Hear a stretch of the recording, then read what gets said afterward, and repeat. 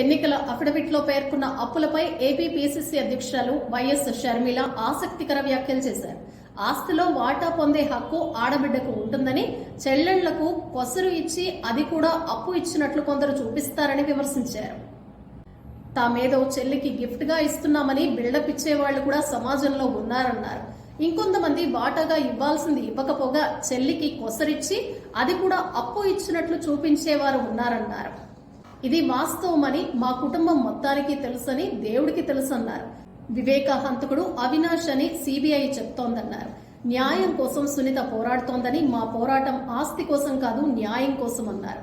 భవిష్యత్తులో మాకు మా పిల్లలకు ఏమవుతుందో తెలియదు, మొండిగా న్యాయం కోసం పోరాటం చేస్తున్నామని షర్మిల తెలిపారు. న్యాయ రాజధాని అంటే ఇదేనా అని ఏపీ కాంగ్రెస్ అధ్యక్షురాలు వైఎస్ షర్మిల ప్రశ్నించారు.